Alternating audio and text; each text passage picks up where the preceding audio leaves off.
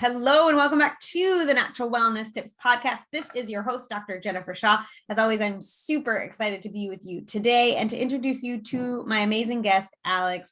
Before I do that, thank you guys who are tuning back into the podcast. Welcome back to the show. If you are new here, I'm super excited to have you. Make sure if you want to get notified each week when I drop new episodes that you subscribe to the show and head on over to Instagram. Say hi, Natural Wellness Tips. Drop into my DM. I love to hear from you. I love to hear about the topics you want more of on this podcast and how I can serve you best. So we are going to dive in with Alyx and talk about all things periods. I am so excited. So Alyx Coble-Frakes is a holistic coach and the CEO and co-founder of the Agenda app, who specializes in period empowerment. After returning from the Peace Corps in 2015, she felt out of touch with her own health, so she started a path of healing. This healing became her passion, and she now works with entrepreneurs to help harness the power of their monthly cycle for maximum impact and revenue in their business. Welcome to the show. Thank you for having me. I'm super excited to be here today. It's going to be a fun chat. It is going to be fun. And, just to give the listeners a little background, Alyx and I met in Clubhouse, and when she was sharing about the cycle, the women's monthly cycle and when we should be doing certain tasks, I was like, wait a minute, my mind is blown. I'm just starting to dive into this. So little backstory on me. I was on birth control from 16 to 36. Ooh. Whoa. A really long time. Very long time. And here's something that's so interesting to me. I always get questions like this. People are like, when I ate unhealthy for 20 years, it didn't bother me. And now that I'm trying to get healthy, I'm noticing all of these things. And I'm like, well, you can't expect to reverse 20 years in a week, in a day, in a month, in a year even, right? It took me almost 2 years to get, so I guess, it was 35 or 36. I got off birth control. It took me almost 2 years to get everything back in functioning order with my hormones and my cycle. And now that I'm in tune with it, I'm learning so much about the power of this. So I'm going to pass it to you. I want to hear a little bit about this passion project of yours and why you think it is so imperative that women understand that our cycles affect everything in our lives, including our businesses. Oh, that is such a good question, because I did not go down this path thinking I would ever be obsessed with periods or the menstrual cycle. And if you would have told me when I was 10, you're going to be a periodpreneur, I'd be like, you're insane. What periods are gross. I had a lot of that same conditioning and thoughts around that part of my life and my body. And like you mentioned, it really impacts everything, because while we spend around 5 days every cycle ish, 3 to maybe 7 bleeding, we're always somewhere within the menstrual cycle without even knowing that, right? We just kind of think, I can put this in a box, I'm on my period, and then I'm living the rest of my life. But how we live the rest of our life impacts the periods that we have, and it is all connected, and it is all super duper important. So I stumbled into this work really in 2018 when I started my health coaching company. I've been working for another company since about 2015, but I started my own shop in 2018. And solo entrepreneurship, my friends, is very different than working for someone else. Any of my fellow entrepreneurs, you can know that and know it's kind of a shit show, right? You have to do everything all the time, and anything that goes well is your fault, and anything that goes poorly is your fault. So it's not as glamorous as they can make it look online sometimes. I think it can be a lot. So when I was going through that process of learning how to run a health coaching company, a mentor of mine recommended that I track my sales conversions, because I was going through that process and it is very cyclical. Sometimes feeling like the champion in my business and oh, I'm going to crush it, I'm going to make a great coaching company. And then sometimes feeling like I would never get another client. Hello, luteal phase.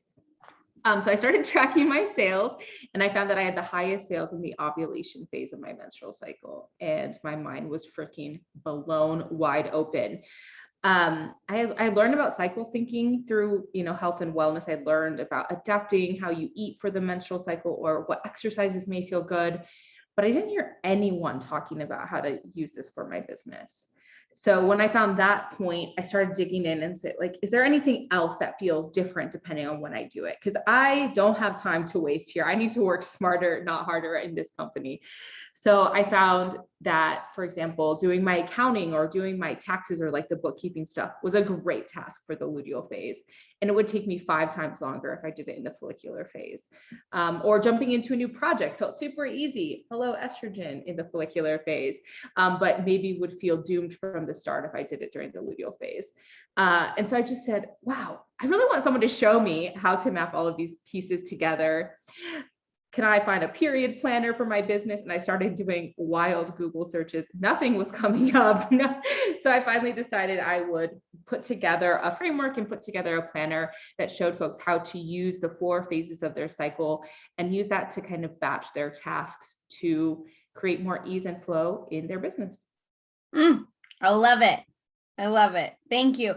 Yeah. I mean, even just what you shared blew my mind, even though we've talked about this before, just the specificity of like the taxes and accounting during the luteal phase, right? And like you're like breaking it down in that. And okay, so if you're listening, you might be like me and you're like, she just mentioned 17 phases. I just know I bleed once a month. I'm super confused. I want to let you guys know that she makes it so easy for you to learn and understand. And we'll talk to you guys about the app that I'm in love with in just a little bit. So know there is a solution to this. Know there is a resource for this. Don't let yourself get overwhelmed. But let's take a step back for those of us that have had a menstrual cycle for a large portion of our lives and don't fully understand the phases. Yeah, that is such a great place to start because this is information we should have gotten. Like, I think this is more important than my algebra classes in school. 1000%. But it's something that we did not get taught about in school. So, hopefully with the fullness of time, that will change. But when we look at a new cycle, and people teach it a little bit different, but this is the way that makes the most sense for the hundreds of people I've worked with, is we start with the menstrual phase. And that's the part where we bleed, right? Phase 1 is the start of the new cycle. And this is kind of where we get to the chicken and the egg, because technically ovulation kicks off the process, and that's like the middle of the phase. But I think it's really easy to say, here's when we mark a new cycle. Day 1 of your period starts day 1 of your new cycle. So that's the part when you bleed and you may feel the lowest energy. You've had all of these cascades of hormones throughout the month, and now we're kind of coming back to a reset place, and the endometrium lining is shedding. So we look at this as inner winter time. So this is a great time to plan, be still, sit with your intuition. And in fact, Native cultures really had a restorative practice that women often would follow during this time to go away and maybe meditate or do visioning work during this time, because there's almost like this spiritual portal open between life and death. Then, thank you, colonization, a lot of those traditions got bashed out of people. So there's a reclamation even on the spiritual side that's happening right now with this kind of innate power that the cyclical nature of our bodies has. So that is phase 1. So yeah, great time to plan. And then we move on to the follicular phase. That is phase 2. That is when our body has an increase in estrogen and everything is starting to move. It feels like inner springtime for us.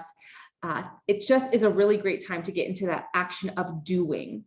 So here is where I kind of draw a parallel. There are a lot of folks that teach doing the planning or like getting things on your calendar during the follicular phase. And I think that is terrible advice. I used to do that all the time because I'm like, oh, my period's over. Like, yes, like I have all this energy. Like, let's do all the things. Let's plan all the things. And the problem with that is when that version of me has my calendar, I plan way too much shit, like for 2 or 3 weeks later. Then when I get to there, I'm back in the luteal phase, do not want to do any of the things I signed myself up for. And so then I get filled with guilt and shame. And that was a pattern I did over, like I would cancel on people. I wouldn't want to have clients in the same quantities. And I was like, why do I keep doing this? This is terrible. So I found if I lay out the skeleton and do that planning work during like my more low energy time, the flow of my entire month goes a lot better. Mm-hmm. That shift since us talking, and it's like mind-blowingly different, but I still am catching myself like, oh shit, like follicular phase Jen planned all this, like, whoa. But Yeah. awareness is how we shift things, right? Absolutely. And that's the great thing about the cyclical framework is we get the chance over and over again. You know, we get the chance to do it again and we can take notes for ourselves. And that's why tracking is so important, because it allows us to know and tune in for our own benefit, what's working well and what's not working well. And when we can have a little bit of levity to that, we can then make adaptations and changes for the next cycle and then try it out again.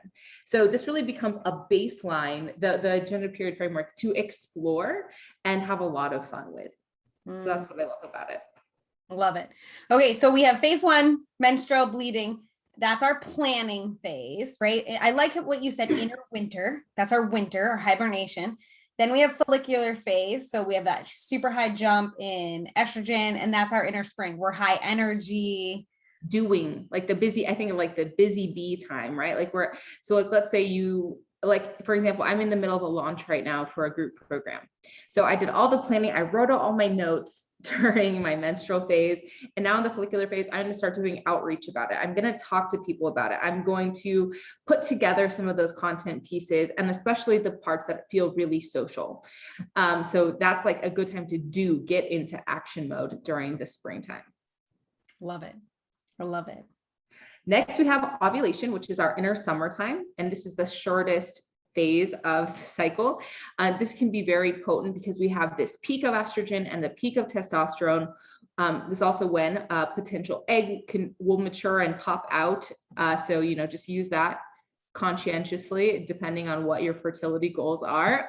Just like, you know, there's a lot of potency there, regardless if people ever want to have children. I think this is a really important time to know how to harness for yourself to bring whatever life is coming through you, whether that's projects, your work in the world, or human people. It's a really vital time for us to be able to know how to tap into.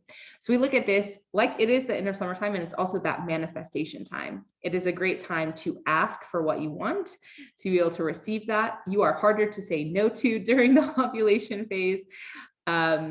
Your face is the most symmetrical during this phase, so we may feel really great about ourselves. So good time to show up on videos, good time to ask for a raise, do sales calls, that kind of work. When we think of it's also very social, but it's almost this like drawing folks into us kind of phase of the cycle.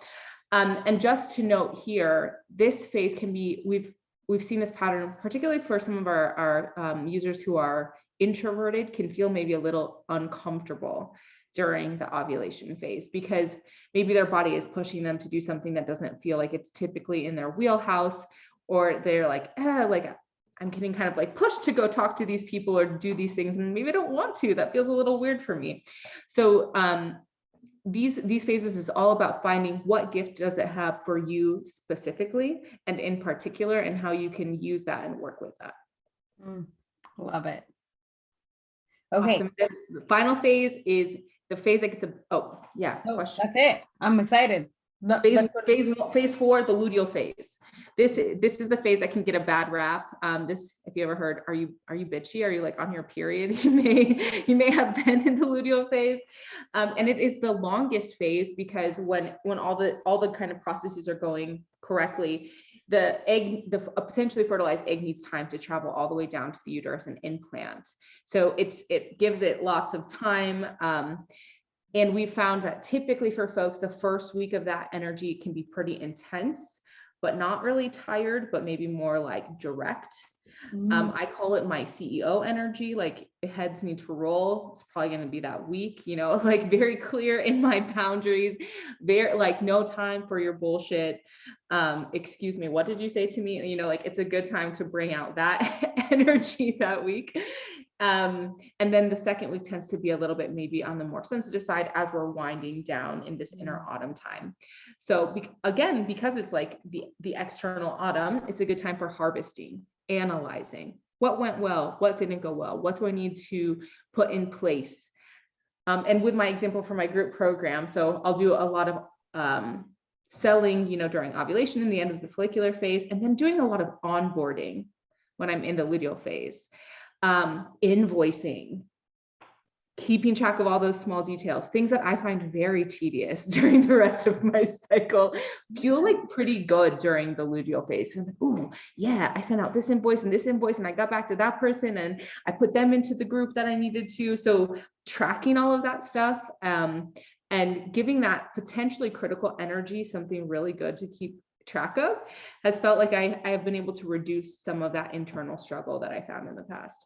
I'm like, every time I talk to you, I learn so much. It's so fascinating. I think that the analogy of the seasons is really helpful in seeing kind of like that patterning for yourself and how you can go through those phases and those cycles. I think it's also been very good for me to communicate, understanding this more, to communicate with my partner and have a better understanding of like, okay, like, planning the weeks and the trips and stuff like that, like, and when I'm going to be really focused on work and things. And it really does make a shift. It makes life easier to flow, and it makes life feel less overwhelming. Yeah, I found it also has supported my relationship. It's supported my mothering, and it just gives me some clarity and self-awareness that I can use to be really kind to myself. Because this is a question we get all the time, like, Alyx, that's like really cool, but I can't change anything. Now, what do I do? I can't change my schedule. I can't change my life. I can't adapt my entire universe to my menstrual cycle. And I said, can't you? That's my first question back. But if you can't change something, then we just know, hey, I'm going to maybe feel a little less energetic right now. How can I take care of myself? I want to make sure I get enough sleep.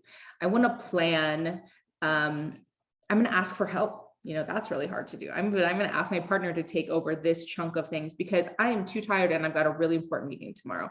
Or I'm going to order takeout tonight because I'm going to hit the easy button and I'm not going to feel guilty about doing it, because we're in this modern paradigm where more and more women are working full-time in the home and outside of the home, right? We've been hearing a lot about unpaid labor and instead of like saying, hey, I need help, we've just felt like we had to shoulder or burden all of this. But I think this cyclical awareness gives us an even better way to say, okay, maybe I can push it a little bit more right here, but I'm really going to need help and I'm going to ask for help, and I'm going to lay that new expectation for the people in my life that I'm not going to have to carry this all by myself. I remember I grew up in a family where like it was definitely my mother kind of did a lot, but didn't ask for help, but then resented that nobody helped, but didn't know how to communicate for help. Right. And we learned that and turned around and duplicated that. Right. And I duplicated that in my first marriage. And I remember at one point after I'd left my full-time job and I was doing my full-time job and building my business, and I left to be like a full-time entrepreneur, and I kind of hit like a boiling point. Like I'm guessing I was probably in like the very end of my luteal or my menstrual phase at this point. But I had said like, these are the things that I handle, right? These are the things that you handle. So like I have like 5 things on this hand, 0 on this, if you're not watching the video. Like, and I said, can we take some of the things off my hand and put them on yours? I can't do everything. And he looked at me and said, I don't understand. When you worked 2 jobs, you were able to handle everything. Why can't you now? Well, now you know why we're divorced. And it was like one of those things where I was like, I'm fucking living my childhood. Why am I doing this? Like, and I had such awareness around the fact that like, one, you have to be able to ask for help, but help has to be given to you too, right? And if it's something that you're like struggling with, you can learn to communicate those things better, right? But you can also learn to communicate within your cycle better, like we're talking about, right? Have you read the book, I Know How She Does It? Have you heard of that book?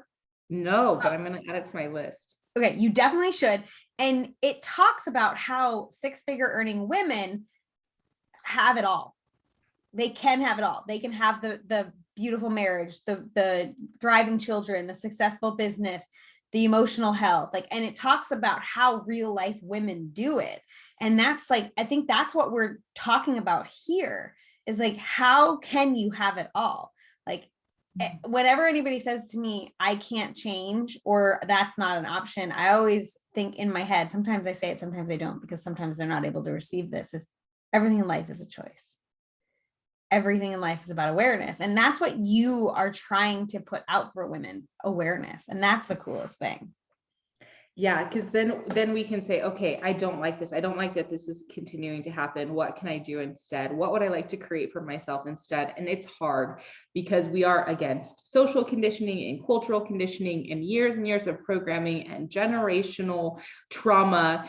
And it is not simple, but it's easy when we learn how to be able to articulate those things. And I just want to say, because if you know me, you know I have 2 small children, and the way that I am continuing to run my business is I have a nanny. I have someone that comes and takes care of my kids so I can do the work in my business during the day.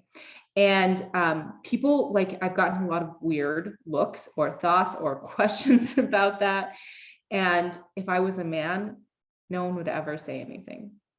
And so I really work to not feel guilty because I love my children. I love them so much. And I want to show them that they can do anything that they ever want to put their mind to. They can be scientists, or they can be mathematicians, or they can be president. They can do whatever they want to do, but we can't do it all by ourselves. And men have never been expected to do it all by themselves because they've always had a domestic support, typically a woman doing all the things that frees you up to go do whatever else. And so, like, I just want to bring clarity and be a person that stands for that, is we can do it all with help. Yeah. And this rhythm and rotation has really given me a lot of permission and really taught me how to do that with more ease. I love that. I love that you share that too, because oftentimes people look from the outside in, they're like, how does she run a 6-figure business and keep her house perfect and have kids and, you know, have a happy marriage and all these things. And that whole saying, like, it takes a village, like you cannot do it alone. When we moved into our new house, my partner said too, he's like, when I had first bought my last house, I was doing all the landscaping, all the cleaning and everything. He's like, I literally was working and then working in my home. He's like, I had no time to myself. He's like, so when you do the cost and you're loving on somebody else, like that nanny has a livelihood because she's coming in and loving your children, right? Like, so we have people that clean our house, we have people that do our lawn, and the money that we can make in our businesses and the bandwidth that we then have for each other is so much higher because we don't have to do those tasks. And I'm making an impact on those people's lives. So that's how we always have to remember that, like, it is okay to ask for help. It is okay to pay for help. Like, it is one of the biggest skill sets you can ever have. And I think, you know, really when we take a step back and really release the guilt of that, it opens up so many doorways in our lives. Yeah. Yeah. And so that is what I'm here for. That is what I really hope to do expansively with the work of the agenda period, is help people tap into their truth and get embodied so that they are freed up, because when we're filled with guilt and shame, we're not freed up to do our big, powerful work in the world. We are not. If you were to give me like a 1-minute explanation of this app, what is it? How would you explain it to people? Yeah, so the agenda period, first we start with education. So there is a robust content section that helps people understand the things we've been talking about on this call, to help to understand their cycle, then how to help them understand this framework and how they can start to explore and use this for their business. Mm-hmm. Then there is a tracker that shows you where you are at in your cycle. There's a way to add to-do lists, so to remind yourself what you've got going on. And of course, always looking back to, okay, maybe how can I think about this planning for most ease? So reminding you, hey, maybe this is a great time to plan X, Y, or Z. We have little tips in there. And then my favorite feature right now is that it connects with Google Calendar. And so there's so much of our lives that is electronic. And that's why we chose this specific piece first, is because women and menstruators are holding the bandwidth. You know, and while we're working to change that, we are still the hive minds of our families, of our units so much. So being able to see your menstrual cycle information overlaid with what the day has in store for you, even being the person who created this, has like changed so much for me. Of like, I always check my calendar the night before, and it's reminded right there at the top. I remember, okay, we're in the follicular phase tomorrow, and I've got a lot of accounting to do. I did not want to meet with my accountant, but that is when we're meeting. Or shit, I'm in the luteal phase and I'm on 3 podcasts tomorrow. So note to plan better in the future, but tomorrow, here's how I'm going to approach the day. And it just has given me so much self-awareness and compassion that has changed. That I think that connection point for people has just been really impactful. I love it. So good. So good. Thank you. Yeah, you guys definitely should check it out. The education component has been killer for me. Like just truly understanding, like reading, and like you'd said, like this should be taught in school, but it's not. So like go learn it and then do different with your children, teach them different, right? So that they can have an understanding of it. It's a fascinating app. You get a couple months for free to try it. And then there's a subscription. I get nothing off of sharing this with you guys. When I find something that works well for me, I have to share it with you guys. And that is what I want to do with this, because it is so mind-blowing to feel empowered by your cycle instead of weighed down by it. So thank you for creating it. Oh, thank you for saying that. That is really, really, that's the goal. We want everyone to feel it's happening anyway, right? So we may as well learn how to be excited with it. Absolutely. And be in that flow. Absolutely. Okay, so I have some rapid fire questions for you. Are you ready? Let's do it. What is your number one health and wellness tip for the listeners? Number one health and wellness tip is to track. Track what is going on, because we are not always the most honest or realistic with the habits that we are keeping. It's hard to remember everything that goes on in a day. And if we're just kind of holding on to those key points and tracking them, then we can see if it's not going well and where we need some additional support. But if we don't know what's going on, we can't really make informed decisions to improve our health. So good. So good. What is a healthy habit that you struggle with? Something that you struggle to be consistent with? Meditation during the day. I meditate to fall asleep. So I have a couple of meditation tracks at night, but it's harder for me to entice myself to sit still during the day. But when I do, it's really good. I feel you on that. I feel you on that. Beautiful. Okay. So what are you most excited about in life right now? I am so excited to be a part of helping to shape the next generation of menstrual empowered folks on the planet, including the people in my home. Those two beautiful little girls. Yep. I love it. Okay. And here's my selfish question, because I'm a bookworm. What is your favorite book? I told you that was going to be hard. So number one best book of my whole life is probably Anthony DeMello's the book called Awareness, The Perils and Opportunities of Reality. Ooh, okay. I've never heard that. It's changed the course of my life for sure. I'm gonna have to check it out. Awesome. Add it to the list, folks. Okay. And where can people find you? theagendaperiod.com. The Agenda Period on Instagram, The Agenda Period on Facebook. We have got a cycle group called Cycle Reintroduction, where there's just a ton of video content that we've created. There's a community of people who bring the questions that they thought were weird or strange, and like we're able to support and love on that person and help with our own answers. And then if you can see how to spell my name, you can find me anywhere and DM me. I'm happy to answer any questions. Yep. Awesome, guys. So everything will be linked down below. You can see theagendaperiod.com, the Agenda Period on Instagram. And Alyx is ALYX. That'll help you find her for sure. But yeah, pop over, say hello to her. It has been such an honor to have you on the show. Thank you so much for this, health lesson that we should have maybe received in high school. Thank you so much for having me. Oh, it's my pleasure. My pleasure. Until next time, guys. Thank you so much for tuning in. Hop over to our Instagrams, The Agenda Period on Instagram and Natural Wellness Tips on Instagram. We love to hear from you. Say hello in our DMs. Let us know what you learned. Let us know what questions you have. And I hope you guys check out the app, because genuinely it is a killer app. Like, I'm not just saying it. It really is amazing, and it breaks it down so clearly for you. The education in there is mind-blowing. So thank you so much, Alyx, and we will catch you all next time. Namaste.